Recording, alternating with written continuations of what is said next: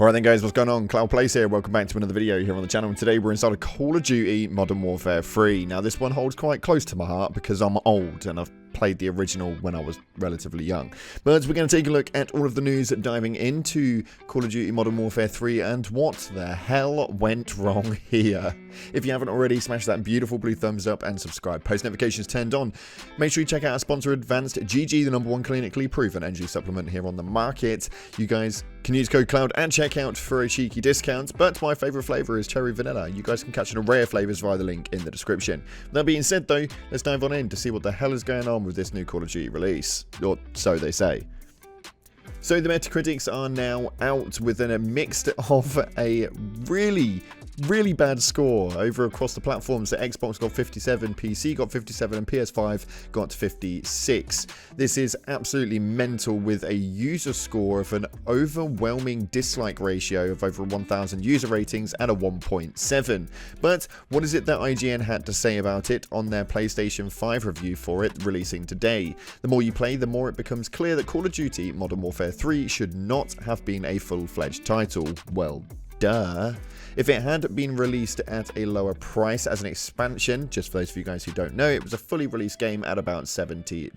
For Modern Warfare 2, there would have been so much going on, it would have probably even had been sufficient. Yet other choices have been made, and that ensures that this title will go down in the history books as Call of Duty, but not for the reasons you would like. Now this has been labelled so far as the worst Call of Duty to have ever released, mainly because this is essentially a tweaking to Modern Warfare 2 in part of the Modern Warfare franchise, and may as well have been added as an update. Although for me, the Modern Warfare multiplayer has definitely taken reign and has dragged me back to my roots of the Call of Duty days.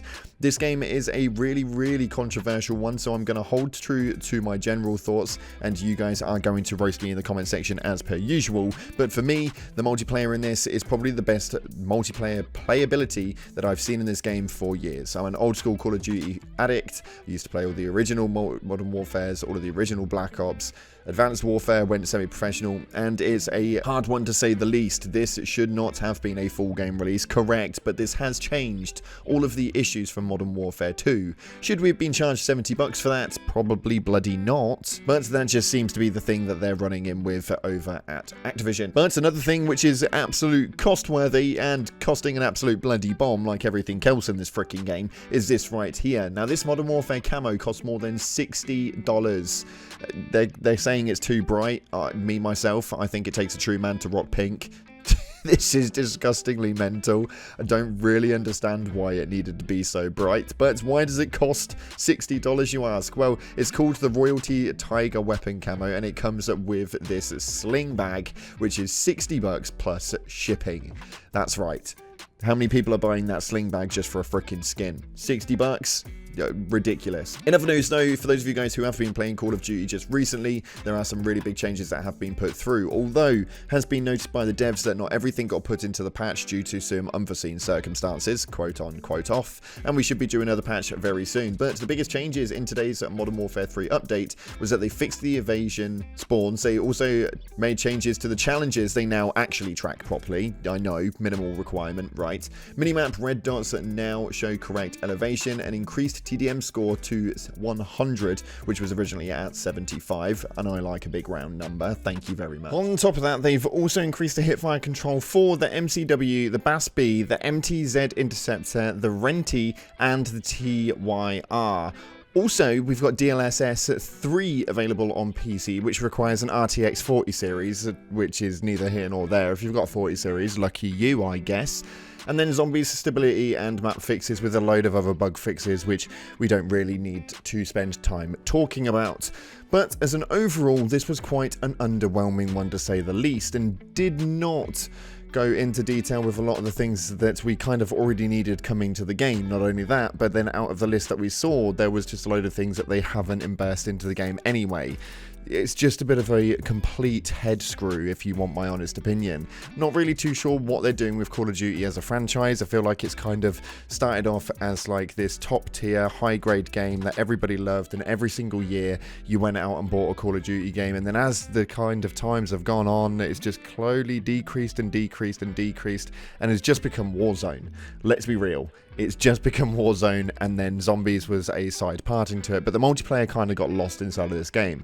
Whereas this game for me really brings it forward, so I don't understand the massive dislike towards it, but I guess everyone has their own likes and dislikes when it comes to gaming. But what Modern Warfare 3 needs to do to become the best Call of Duty game in years, now this had around 2.5 thousand likes on Twitter, so I feel like a lot of people agree with this, but the rework Armory unlock system, they need to remove skill-based matchmaking and improve player visibility. Now, skill-based matchmaking is always been one of those topics that eventually, when it does eventually come for one game or another, it'll automatically make that the best Call of Duty known to man, because SBMM does my nutting, and I know that it does a lot of your guys' nutting as well.